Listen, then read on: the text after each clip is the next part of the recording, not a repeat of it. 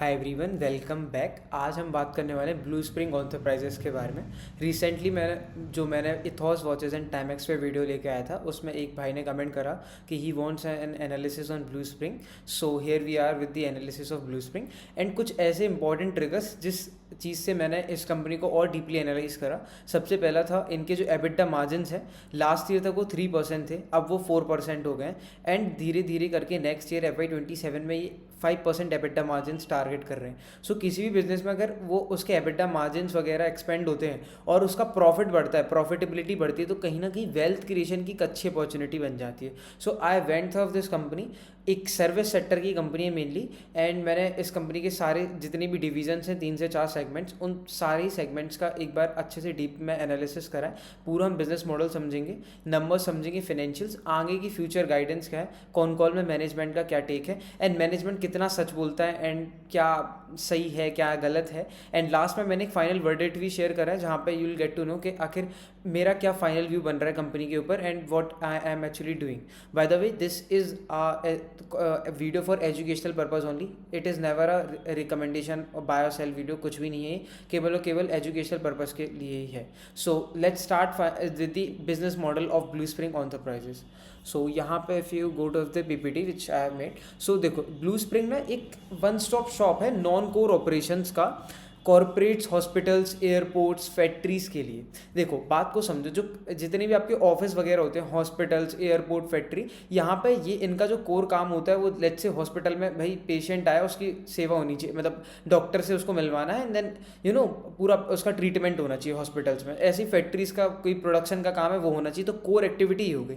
Non core activities क्या होती है? जैसे कि एक फैक्ट्री है, फैक्ट्री में बहुत सारी नॉन कोर एक्टिविटीज़ होती हैं। प्रॉपर मेंटेनेंस होना चाहिए आपकी जितनी भी मशीन्स हैं उनका, एंड देन क्लीनीनेस होनी चाहिए, जितने एम्प्लॉयज़ उनके लिए खाना अरेंज करना, ये होती है non core activities. In non core activities को ये कंपनी जो जैसे लेट्स से जो फैक्ट्री है जिसकी एयरपोर्ट है और ऑफिसेज हैं, तो वो केवल कोर एक्टिविटीज़ पे फोकस करते हैं मोस्टली, वो नॉन कोर एक्टिविटीज़ पे फोकस नहीं करते हैं। And here is blue spring enterprises. Blue spring enterprises इसी सेगमेंट में टारगेट करता है। ये कहता है कि आप अपने कोर काम पे ध्यान दो, हम आपके जो नॉन कोर ऑपरेशन है, आपके एम्प्लॉयज़ को खाना खिलाना, आपकी बिल्डिंग की साफ सफाई करना, paste cleaning and pest control, landscaping, ये सारी चीज़ें हम कर लेंगे। ये सब आप हम पे छोड़ दो। कोई आपका पावर प्लांट है, हम मैनेज कर लेंगे। आप नॉन कोर एक्टिविटीज़ हम पे छोड़ दो, आप अपना कोर जो काम है, धंधा, आप उस पर ध्यान दो। सो इन चीज़ों का जो एक ग्रुप है ब्लू स्प्रिंग एंटरप्राइजेज, ये मेनली सारी सर्विस सेक्टर की प्ले करता है, सारी नॉन कोर एक्टिविटीज़ का काम करता है। सिक्योरिटी गार्ड चाहिए आपको अपनी बिल्डिंग में, तो ब्लू स्प्रिंग एंटरप्राइजेज को आप कॉन्टैक्ट दोगे, ये आपको 2 सिक्योरिटी गार्ड जितनी भी आपको चाहिए एज पर द नीड, ये आपको सिक्योरिटी गार्ड प्रोवाइड कर देंगे। सो सारी नॉन कोर एक्टिविटीज़ को हैंडल करता है ब्लू स्प्रिंग एंटरप्राइजेज। ये अब कहीं ना कहीं they actually make money by charging service fees under contracts tied to specific work it perform the client sides, managing people and services daily. Company के mainly 3 business segments हैं और एक investment segment है। We can understand them as a third party service provider. हम कहीं ना कहीं इस कंपनी को एक थर्ड पार्टी सर्विस प्रोवाइडर की तरह समझ सकते हैं। अब मैं इनके जो बिजनेस सेगमेंट्स हैं, इनके 3 बिजनेस सेगमेंट्स हैं। सबसे पहला है जिनका फूड एंड फैसिलिटी वाला। अब if I were to talk about the food and facility segment, यहाँ पे ये सेगमेंट सबसे ज़्यादा रेवेन्यू कंट्रीब्यूट करता है, अराउंड 60% रेवेन्यू इसी सेगमेंट से आता है। इस सेगमेंट में कंपनी जो कि लार्ज इंस्टीट्यूशनल्स हैं, जैसे कि एजुकेशन इंस्टीट्यूट्स हैं और कॉर्पोरेट ऑफिसेज हैं, गवर्नमेंट ऑफिसेज भी हैं बहुत सारे, इन सभी जगह पे कैंटीन मैनेजमेंट का काम करती है और सेंट्रलाइज किचन से मील्स प्रोवाइड करती है। मतलब मेनली ये कि खाना भिजवाते हैं, ठीक है। दे चार्ज समथिंग फीस के भाई लेट से हम 100 रुपये पर मील ले रहे हैं, आपके ऑफिस में 1000 एम्प्लॉयज़ हैं, सो एक हमारा कॉन्ट्रैक्ट हो जाता है 1 साल के बेसिस पे कि हम इतना चार्ज करेंगे 100 रुपये मील का, वन टाइम का। इसके अपना इन्होंने सेंट्रलाइज किचन बना रखा है जहाँ से खाना बना के सप्लाई करते हैं लोग, कॉर्पोरेट्स को, एजुकेशनल इंस्टीट्यूट्स को एंड सो ऑन। साथ ही में इसी सेगमेंट के अंदर बहुत सारी चीज़ें आती हैं, जैसे हाउस कीपिंग, साफ सफाई करवाना, फिर लैंडस्केपिंग, मेंटेनेंस, प्रॉपर्टी का मेंटेनेंस करना, पेस्ट कंट्रोल कराना, बहुत सारी चीज़ें, प्लम्बिंग से लेके सारी चीज़ें, पूरी जो नॉन कोर एक्टिविटीज़ हैं, फूड वगैरह and then housekeeping, landscaping वगैरह सारी चीज़ें फूड एंड फैसिलिटी सेगमेंट के अंदर आती हैं। एंड ये कहीं ना कहीं 60% इन देयर रेवेन्यू कंट्रीब्यूट करता है। इनके क्लाइंट जो है Reliance, Coca Cola, मॉन्ट blank, blue star, a lot of companies, Airtel, TCS, बहुत सारी कंपनीज इनके क्लाइंट्स हैं। मेनली जो इस सेगमेंट का काम है वो भाई आपके जितनी कॉरपोरेट और ऑफिसेज वगैरह हैं एंड आपकी जितने भी बड़े बड़े एजुकेशनल इंस्टीट्यूट्स हैं, हॉस्पिटल्स हैं, उन सभी में खाना वगैरह मील्स प्रोवाइड करना और उनकी साफ़ सफाई करना, देखभाल करना, ये सारा काम पूरा फूड एंड फैसिलिटीज डिवीज़न से आता है। इनका 60% रेवेन्यू यहाँ से ही आता है। सेकेंडली इनका जो डिवीज़न है वो है जी telecom and industrials. Telecom and industrials कहीं ना कहीं इनका हाई मार्जिन रेवेन्यू बिजनेस है।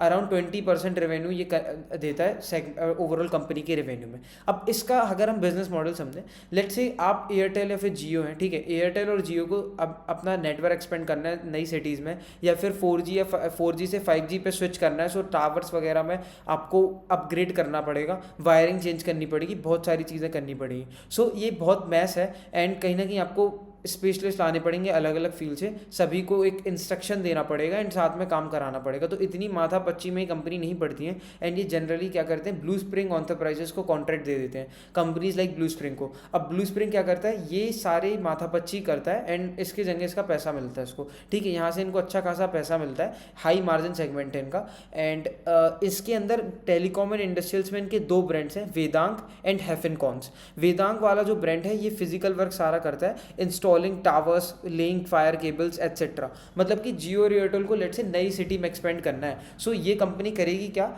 जो वेदांग है which is a part of Blue Spring, Vedang will go and do the entire physical work. ये अपनी टीम भेजेंगे, लेट्स से 30-40 बंदों की टीम भेजी, एक्सपर्ट टेक्नीशियंस की, एंड वो पूरा स्किल वाला काम करेंगे and for which they will charge a fees. And industrials में अब देखो टेलीकॉम की तो ये बात होगी ना। If I were to talk about the industrial segment, industrial में इसके पास है हॉफिनकंस। हॉफिनकंस में 6,500 से ज़्यादा टेक्निकल इंजीनियर्स हैं जो कि पावर प्लांट्स, ऑयल और गैस साइट में बैठते हैं, जैसे power plants, oil and gas sites वगैरह पे बैठते हैं and they manage the operations and maintenance of industrial machinery. अब अगर मैं एक कंक्लूजन दूं, so in conclusion they send skilled people to client sites, manage technical assets, charge a fee, neither business manufactures anything, they are a pure services play. ये segment कहीं ना कहीं 19% revenue में कंट्रीब्यूट करता है एंड हाईएस्ट मार्जिन सेगमेंट है company के लिए। सो अगर मैं मोटा मोटा कंक्लूड करूँ आपको मोटा मोटी, सो बात कहीं ना कहीं है कि आदमियों को लिया इन्होंने, एक लेट से टेक्नीशियंस को लिया, इनको क्लाइंट की साइट पे भेजा, वहाँ से उन्होंने काम कराया एंड क्लाइंट ने इनको पैसा दिया। ना ये कुछ बनाते हैं, मैन्युफैक्चरिंग का इनका कोई काम नहीं, पूरा सर्विस का प्ले है, ठीक है। आप चाहे फूड एंड फैसिलिटी में देख लो, चाहे आप टेलीकॉम इंडस्ट्रियल्स में देख लो, चाहे आप तीसरा जो सेगमेंट है वो है आप इनका सिक्योरिटी गार्ड्स वाला, उसमें भी आदमी को भेजते हैं। Basically they are managing people and the services, अगर इन शॉर्ट आपको समझाऊं, ठीक है।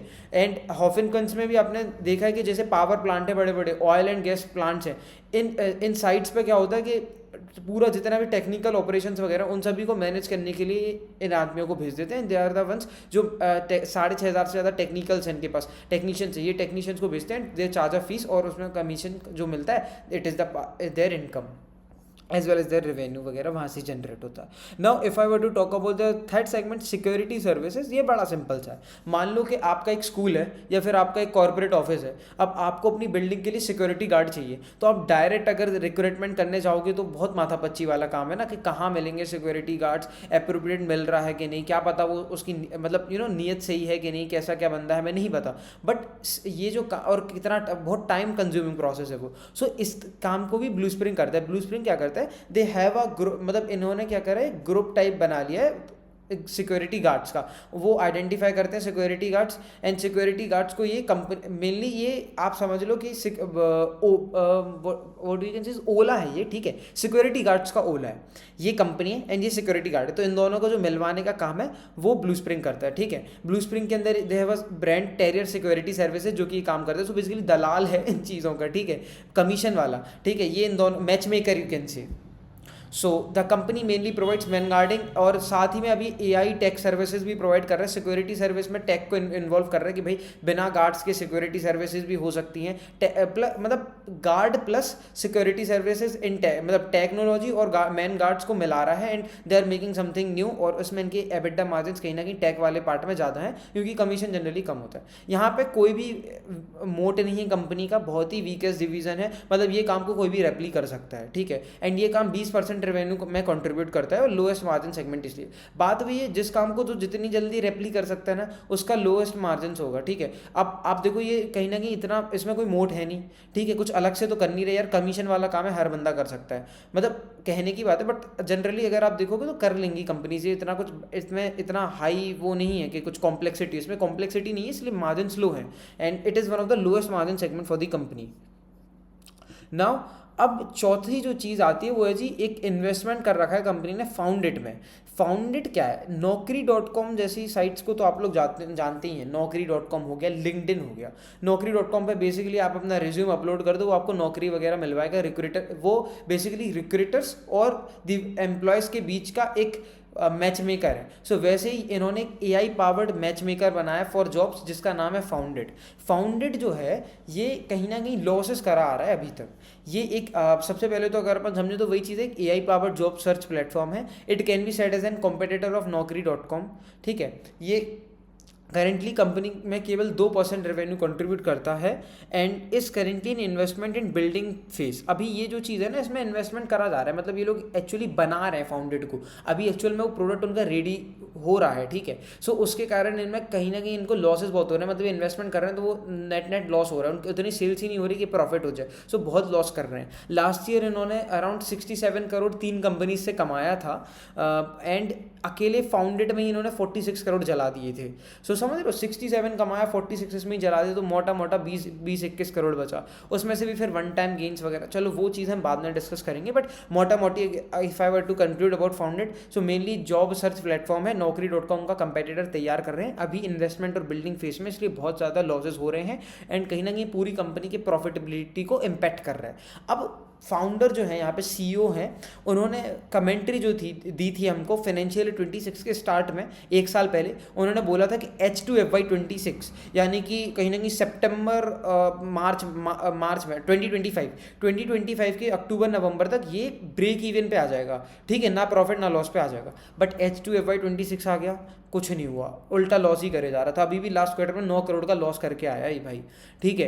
अब जाके कंपनी क्या कह रहा है कि हमने जितना एक्सपेक्टेशन करा था उससे 3 से 4 क्वार्टर और लग जाएंगे इसको ब्रेक इवन पे लाने को, एंड ये ब्रेक इवन पे तभी आएगा जब इसकी सेल्स रेवेन्यू 30 से 35 करोड़ पहुंचेगा। सो हमें थोड़ा टाइम लगेगा, we need some time and अब दे आर कॉन्फिडेंट कि हम कहीं ना कहीं FY27 के एंड तक ये गाइडेंस ब्रेक इवन वाली अचीव कर लेंगे। So we have to keep on continuously tracking whether they are doing और नॉट। बाकी फाइनल वर्डिक्ट में इसके बारे में और डीप डिस्कस कर रखा है, प्लस नीचे भी कुछ स्लाइड्स हैं जहाँ पे मैंने इनका बिजनेस मॉडल और समझाया फाउंडेड का, क्योंकि थोड़ा सा कॉम्प्लेक्सिटी आ रही है यहाँ पे, ठीक है।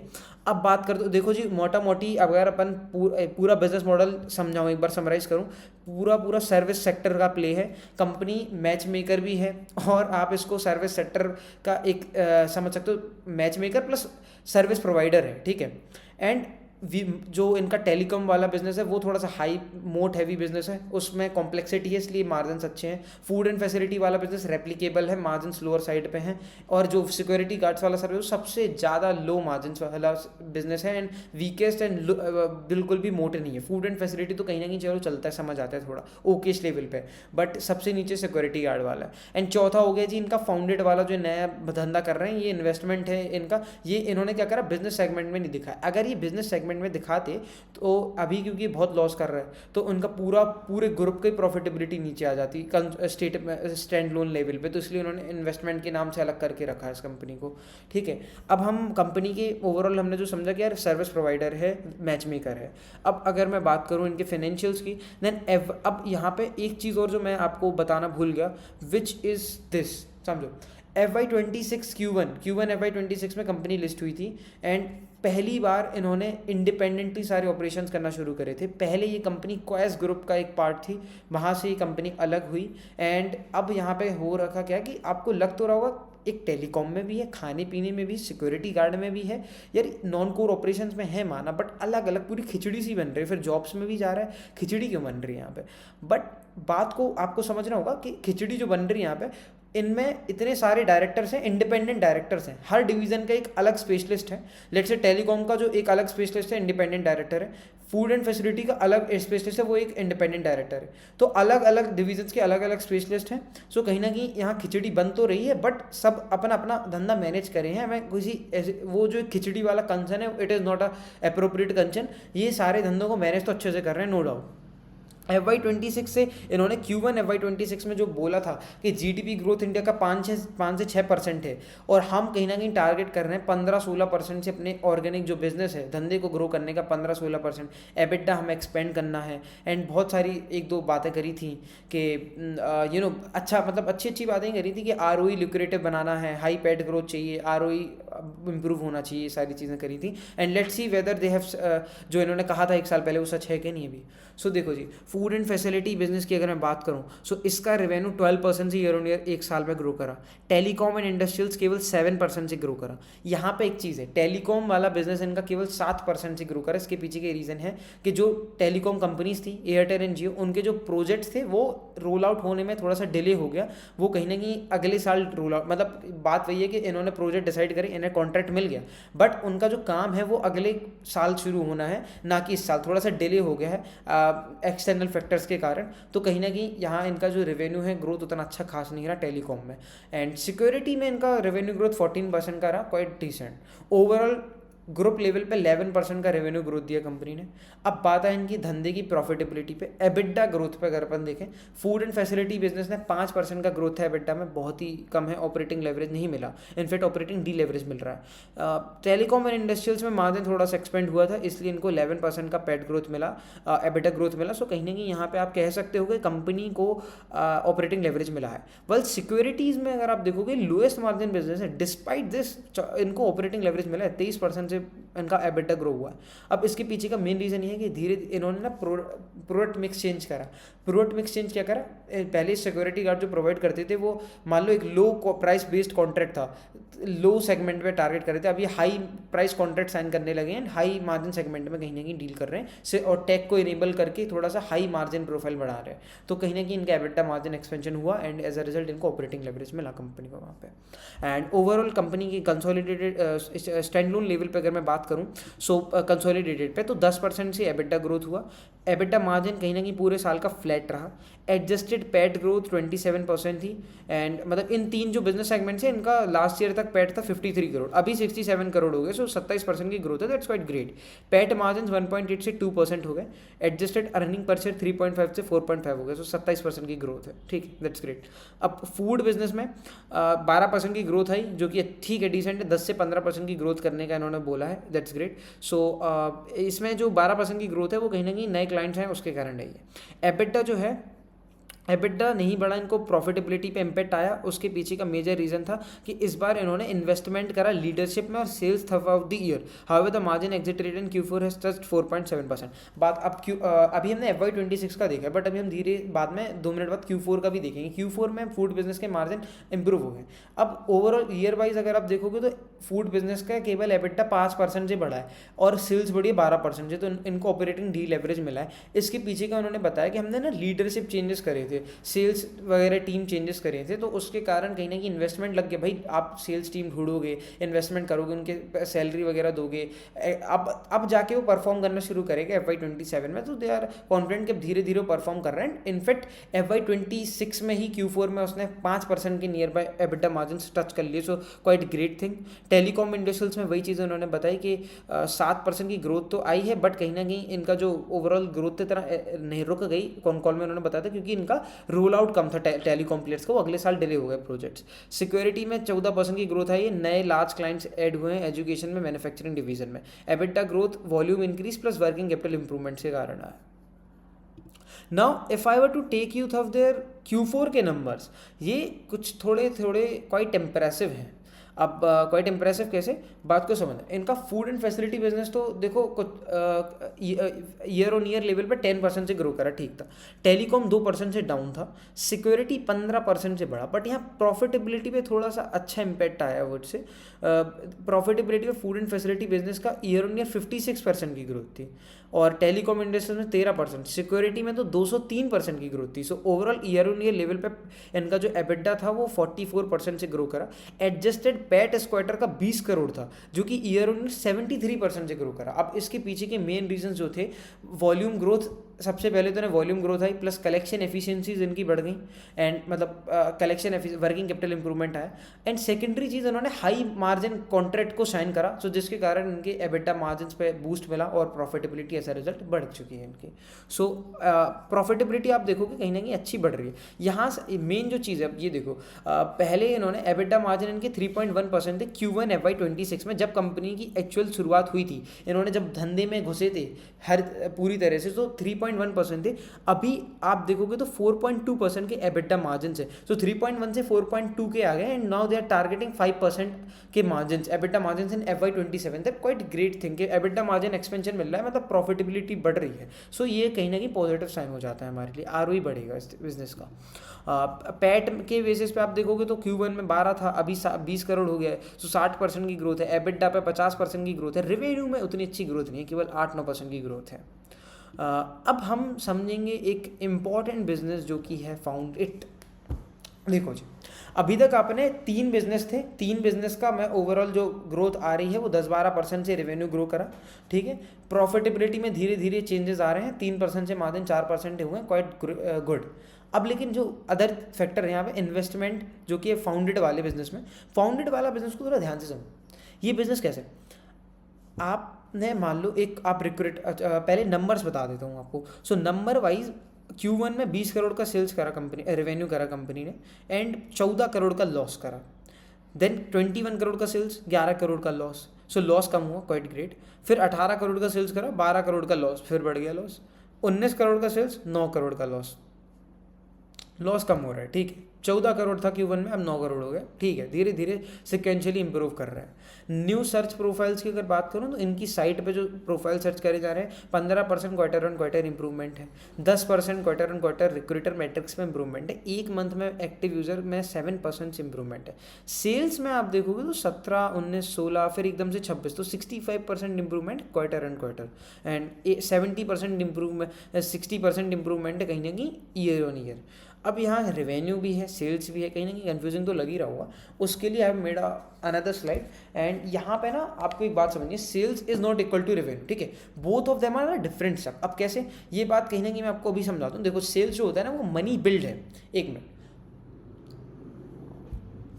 सो sales is basically money billed while revenue is money earned. बात को समझने के लिए, मान लो आप एक कंपनी हो, ठीक है, रिक्रूटर हो, आपने फाउंडेड को 12 करोड़ रुपए दिए अप्रैल के महीने में, एंड 12 करोड़ रुपए आपने किस चीज़ के लिए दिए, in April for a 1 year recruiter subscription.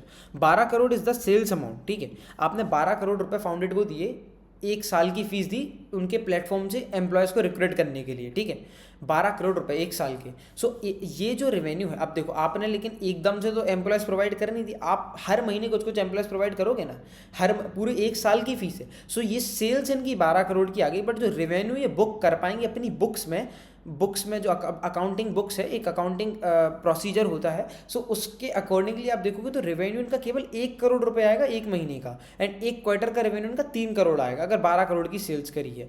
और increase in sales in Q4 will turn out to an improved revenue in Q1। बात को समझो आसानी से। मैं एक रिक्रूटर हूँ, अप्रैल के महीने में मैंने आपको 12 करोड़ रुपए दिए। मैंने कहा कि यार ये मेरे 1 साल का आपको पूरा रिक्रूटिंग प्रोग्राम आपको हैंडल करना है, आपके प्लेटफॉर्म से मैं रिक्रूट करूँगा। आपकी बुक में 12 करोड़ की सेल्स आप लिख लोगे, बट आप जो बुक्स में रेवेन्यू लिखोगे, मतलब आपने लिख लिया 12 करोड़, पर बुक जो आप करोगे, एक्चुअल बुक होता है जो अकाउंटिंग में, वो आप केवल 1 करोड़ रुपया महीना ही कर पाओगे अकाउंटिंग प्रोसीजर के अकॉर्डिंगली, ठीक है। तो रेवेन्यू आपका 1 करोड़। तो अब अगर आपकी सेल्स बढ़ेगी तो मतलब आपका आगे का रेवेन्यू भी बढ़ेगा, and sales revenue is directly dependent on sales. तो कहीं ना कहीं आपका सेल्स बढ़ना इज एन इंपॉर्टेंट मैट्रिक है। एंड इस कंपनी की सेल्स जो है वो अच्छे लेवल पे बढ़ी है, 26 करोड़ होगी 16 करोड़ से, जो एक क्वार्टर में ही इतना डिफरेंस लिया है। तो अब सेल्स अगर बढ़ी है, it will turn out to be an improved revenue in Q1 FY27, और इम्प्रूव्ड रेवेन्यू अगर Q1 FY27 में, तो कहीं ना कहीं जो मार्जिन भी धीरे धीरे बढ़ेंगे, लॉसेस थोड़ा सा नैरो होगा, एंड FY27 तक कंपनी ब्रेक इवन का कह रही। अब अगर आपको ये चीज़ कहीं ना कहीं समझ नहीं आई हो अच्छे से, यू कैन पॉज दी वो rewatch the section again, and still अगर नहीं आता है आप कमेंट सेक्शन पे लिख दो, I will make a separate video on this, जहाँ पे मैं सेल्स और रेवेन्यू क्या हुआ है इस कंपनी के साथ, फाउंडेड के साथ थोड़ा और डिटेल में हम डिस्कस कर लेंगे। Now let's move on to their profitability. पूरे साल का एक मेरे को अगर मिल जाए कि भैया तुमने धंधे में कमाया क्या, कितना कमा के तुम कितना घर पे लेके गए हो बॉस, तो बात ये है कहीं ना कहीं कि इनके 4 बिजनेस सेगमेंट हैं, जैसा कि हमने समझा। पहले 3 तो आपका food and facility, telecom, security, और जो चौथा है वो आपका एक इन्वेस्टमेंट है फाउंडेड में, ठीक है। अब इन्वेस्टमेंट को अगर आप हटा दो, सो जो टॉप 3 बिजनेसेस हैं, 3 बिजनेस को आपने मिला के 67 करोड़ रुपए बनाया पैट। लास्ट ईयर आपने 56 करोड़ बनाया था जब आप काम नहीं कर रहे थे, अब मैनेजमेंट बदल गया, पूरी कंपनी की नक्शा बदल गया यार, ट्रांसफॉर्मेशन हो रहा है यहाँ पे, थोड़ा सा एक टर्न अराउंड स्टोरी भी बन रही है। तो 67 करोड़ का आपने पैट करा, ठीक है। अब 67 करोड़ का पैट करने के बाद आपको ना वन टाइम लेबर चार्ज लग गया 29 करोड़ का। अब ये लेबर चार्ज कौन सा लगा, लेबर चार्ज आपको सुनने में आएगा, लेबर अपने इंडिया में क्या कहते हैं एक लेबर चार्ज वगैरह आया था, मतलब उसके कारण कहीं ना कहीं कंपनी को वन टाइम लॉसेस लग रहे थे, ठीक है। तो वन टाइम जो लॉस हुआ है इनका वो 29 करोड़, मतलब एक ही बार ऐसा हुआ है, अगले साल ऐसा नहीं होगा, केवल वन टाइम एक्सेप्शनल लॉस है ये, ठीक है। सो 29 करोड़ का लॉस यहाँ हो गया। सो कहीं ना कहीं 67 में से 29 आप गायब कर दो तो 38 करोड़ रुपए बचे। अब आपने एक्विजिशन करा, आपने एक्चुअली इस कंपनी ना 2 एक्विजिशन करे हैं प्यारे से, स्टीक का और एक LSG फूड्स का। सो ये 2 कंपनीज को खरीदा है। तो उन कंपनीज को जब आप खरीदोगे तो आप इन्वेस्टमेंट बैंकर को रखोगे, इन्वेस्टमेंट बैंकर की फीस देनी होती है और प्रोफेशनल बहुत सारी फीस होती है। सो वो फीस 7 करोड़ रुपए लग गई, तो उनको वो भी वन टाइम फीस थी, वो आप हटा दो अगर प्रॉफिट से, तो कहीं ना कहीं 31 करोड़ का प्रॉफिट बन गया। अब उसके बाद आता है जी मेन थिंग, फाउंडेड के लॉसेस। फाउंडेड जो इनका इन्वेस्टमेंट है, एक तरह से बिजनेस सेगमेंट ही है, 46 करोड़ के लॉस रिपोर्ट करा है भाई ने पूरे साल में। सो कहीं ना कहीं निगेटिव आपका 15 करोड़ का बन जाता है, ठीक है। और फिर बहुत सारे ऐसे अदर कंसोलिडेशन एडजस्टमेंट थे कुछ करके, 8 करोड़ के वो थे, एंड कहीं ना कहीं कुल मिला के 23 करोड़ का आपका लॉस आ गया। सो कंसोलिडेटेड लेवल पे आप देखोगे तो 23 करोड़ का लॉस आ गया, ठीक है। कंसोलिडेटेड लेवल पे 23 करोड़ का लॉस है। ओवरऑल 67 करोड़ का प्रॉफिट हुआ था। फिर उसके बाद आपको एक टाइम का लेबर चार्ज लग गया 30 करोड़, फिर 7 करोड़ का आपको वो लग गया एक्विजिशन फीस, देन 8 करोड़ की आपकी नॉर्मल ऐसी छोटे मोटे कंसोलिडेशन एडजस्टमेंट थे। फिर कितना आपका 15 करोड़ रुपए का 46 करोड़ रुपीस आपके लग गए फाउंडेड में लॉस। सो कहीं ना कहीं आपकी प्रॉफिटेबिलिटी 67 से -23 से आ गई। गैप को समझो, this is the entire thing कि मतलब एक्चुअली जेब में तो आपके -23 करोड़ हैं। लास्ट ईयर अगर आपने बिजनेस 100 करोड़ लगाए थे तो अभी आपकी जेब में बचे केवल 77 करोड़ रुपए। सो दिस इज बच्चे की एक रेड फ्लैग तो नहीं, बट ये चीज़ है कि फाउंडेड में लॉसेस हैं, उसके कारण इतना ज़्यादा प्रॉफिट में इम्पेक्ट आ गया। सो कहीं ना कहीं ये एक कंसर्न है हमारे लिए। अब जी समझते हैं मैनेजमेंट की कमेंट्री क्या है। कॉल में कंपनी कहती है कि जो हमारे एबिटा मार्जिन है उनमें कहीं ना कहीं कंटिन्यूसली इंप्रूवमेंट है। Q1 में जब धंधा शुरू हमने करा था, संभालना शुरू करा था, तब कहीं ना कहीं 3% के मार्जिन थे, आज हम 4% के मार्जिन पे पहुंच गए हैं ईजिली। एंड ये मेनली कहाँ से आया था, फूड और टेलीकॉम में इंप्रूवमेंट आया था, नए कॉन्ट्रैक्ट मिक्स, अच्छा better contract mix, large high price पे हमने कॉन्ट्रैक्ट साइन करे, मतलब हाई प्रोफाइल और प्रॉफिटेबिलिटी बिजनेस पे ये फोकस करें उन्होंने, एंड कलेक्शन एफिशिएंसीज के कारण। अब नाउ दे आर सेइंग कि हम 4% से इसको एबिटा मार्जिन को 5% ले जाएंगे FY27 में। ये कैसे ले जाएंगे, अपने जो एग्जिस्टिंग बिजनेस है थोड़ा थोड़ा इनको इंप्रूव करेंगे, प्लस मेन जो इनका रहेगा, इन्होंने ना अलग से कुछ बिजनेसेस को खरीद रखा है अभी, स्टीक और LSG बिजनेसेस को 2 बिजनेस खरीदे हैं इन्होंने बाहर से, जो हाई मार्जिन बिजनेस है, तो उनका प्रॉफिट भी इन पे ऐड ऑन हो जाएगा। सो कहीं ना कहीं इनके मार्जिन 5% एबिटा मार्जिन पहुंच जाएंगे। सो इनऑर्गेनिक ग्रोथ आ जाएगा 4 से 5% का, कैसे पहुंचने का। एंड इनऑर्गेनिक एक्विजिशन जो इन्होंने करें, सबसे पहले फूड एंड फैसिलिटी बिजनेस जो है उसमें एक इनऑर्गेनिक एक्विजिशन, मतलब बाहर की कंपनी खरीद ली, जिसका नाम है LSG sky foods and services, safe. ये कंपनी एक लीडिंग फ्लाइट केटरिंग प्रोवाइडर है, इंडिगो, एथिहाद कतार एयरवेज के लिए। इस कंपनी के पास में 400 से ज़्यादा एम्प्लॉयज़ हैं, 110 करोड़ का रेवेन्यू है और मिड टू हाई टीन्स में कंपनी के एबिटा मार्जिन हैं, प्लस हाई ग्रोथ एक्सपेक्टेड इस बिजनेस में, क्योंकि जो बेंगलोर का एयरपोर्ट ट्रैफिक है जहाँ ये कंपनी मेनली ऑपरेट करती है, it is going to rise from 45 million to 70 million by 2030। सो अगले 4 साल में कंपनी का जो पोटेंशियल क्लाइंट बेस है वो कहीं ना कहीं 50-60% से बढ़ रहा है, 45 से 70 हो रहा है। सो क्लाइंट बेस का पोटेंशियल क्लाइंट बेस बढ़ रहा है इनका। सो यहाँ कहीं ना कहीं अब ये कंपनी करती क्या है अगर बताऊँ तो, ये जो LSG स्काई फूड है भाई, आप फ्लाइट में ऊपर ट्रैवल करते हो तो फ्लाइट में जो आपको खाना परसा जाता है वो LSG फूड्स परसती है, ठीक है। 110 करोड़ का रेवेन्यू है जो कि अब इस कंपनी ने खरीद ली ये LSG फूड्स, तो इनके ब्लू स्प्रिंग ग्रुप में 110 करोड़ का रेवेन्यू ऐड हो जाएगा, प्लस जो भी 10-20 करोड़ का 10-12 करोड़ का एबिटा करती है वो भी 10-12 करोड़ का एबिटा इनके ग्रुप पे ही ऐड हो जाएगा। इसको करके इनके मार्जिन 4% से 5% हो जाएंगे, ठीक है। अब मैनेजमेंट की और जो दूसरा एक्विजिशन मैनेजमेंट ने करा वो है जी टेलीकॉम और इंडस्ट्रियल सेगमेंट में। इन्होंने ना एक स्टीग इंडिया करके कंपनी है जिसको एक्वायर कर लिया, एंड ये स्टीग इंडिया कहीं ना कहीं जर्मन कंपनी का पार्ट थी। अब इस कंपनी ने मेनली करती क्या है, ये कंपनी पावर प्लांट्स को मैनेज करती है। पावर प्लांट्स जो हैं वो टिपिकली 3 से 5 साल के पीरियड पे जैसे रन करते हैं, तो 90% जो इस कंपनी का रेवेन्यू है लॉन्ग टर्म कॉन्ट्रैक्ट से आता है, ठीक है। 1 साल कॉन्ट्रैक्ट साइन करा, 5 साल का, तो हर साल रेवेन्यू उतना आएगा ही। 100 करोड़ का अगर हर साल का तो 5 साल तक आता ही रहेगा रेवेन्यू। सो अच्छा बिजनेस है, एन्युटी बिजनेस है, प्रेडिक्टेबल है, और कहीं ना कहीं इतना ज़्यादा आपको वो माथा पच्ची भी नहीं, और रिकरिंग है, हाई मार्जिन का बिजनेस है। और स्टीग जो है ये कंपनी कहीं ना कहीं 700 से 800 करोड़ का रेवेन्यू आपके टॉप लाइन में ऐड करने वाले ब्लू स्प्रिंग के, 700 से 800 करोड़ का रेवेन्यू ब्लू स्प्रिंग के टॉप लाइन में सेल्स में अब ऐड हो जाएगा इस साल, एंड 60 से 65 करोड़ का EBITDA, 60 to 65 CR EBITDA add हो जाएगा, which will eventually help in improving the group EBITDA level to 5%। Blue Spring ने इस कंपनी को, और सबसे ताज्जुब की बात जो मेरे को लगी, इस कंपनी को ब्लू स्प्रिंग ने 180 करोड़ में लिया, एंड ये जो स्टीग कंपनी है, स्टीग इंडिया, इसके पास कैश है 140 करोड़ अंदर कैश, तो मतलब वो भी इनको मिलेगा। सो कहीं ना कहीं 180 करोड़ दी और 140 तो अपफ्रंट कैश ही मिल गया। तो मोटा मोटी आप अगर समझोगे ना तो 40 करोड़ रुपये बस इनका लगा है, केवल 40 करोड़ रुपए में इनको ऐसी कंपनी मिल गई जिसका 60-65 करोड़ का एबिटा, एंड ये कंटिन्यूसली ग्रो करे जा रही है। 2 साल पहले 500 करोड़ का रेवेन्यू कर रही थी, अभी 700 करोड़ कर रही है। सो 20% का 40% का ग्रोथ करा इसने, क्या कहते हैं अपना 20-22% का ग्रोथ कर रहा है केवल 2 साल में।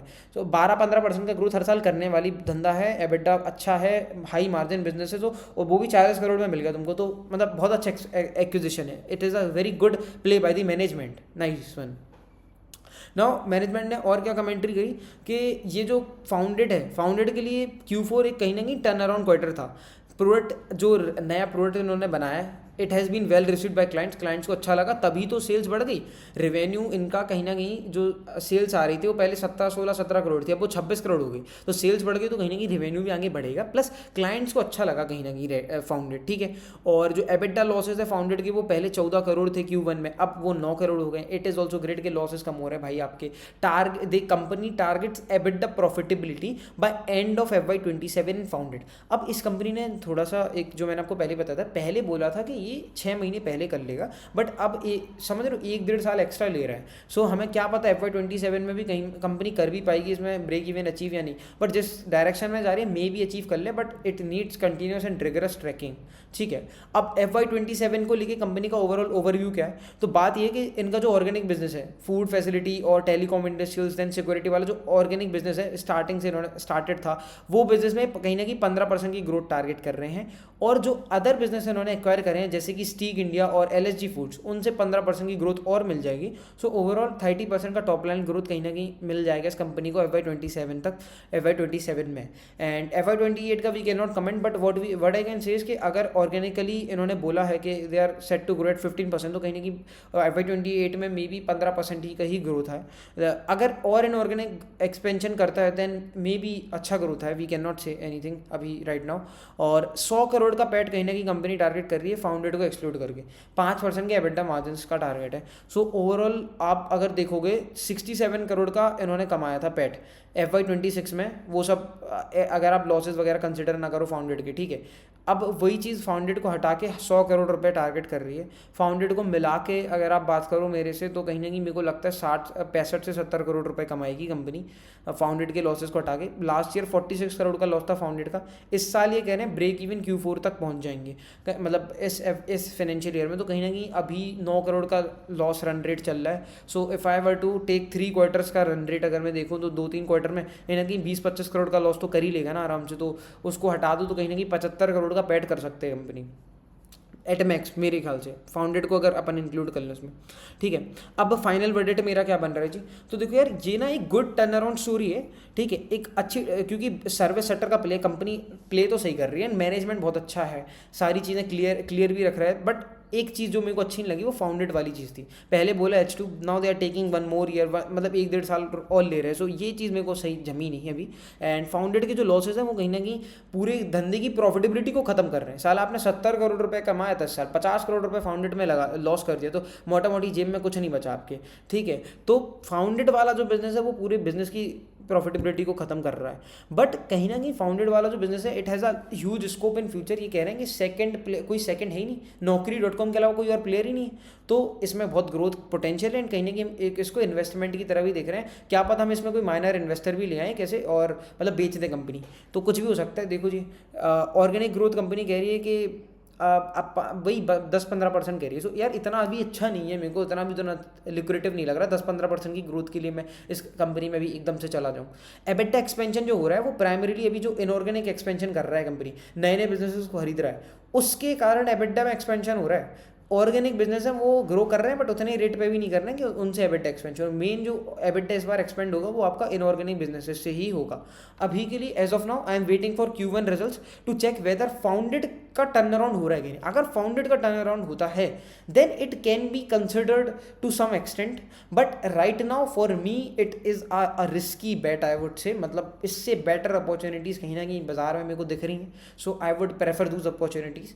And overall I would say कि डिसेंट कंपनी टर्न अराउंड हो रहा है, बट कहीं ना कहीं बहुत रिगरस ट्रैकिंग रखना जरूरी है। फाउंडेड के कारण थोड़ी मेरे को दिक्कत हुई है यहाँ पे मेनली। और it is never a buy और सेल कॉल, हमें केवल और केवल एजुकेशनल पर्पज़ के लिए था video. And please do subscribe, like, share, comment सब कुछ कर देना।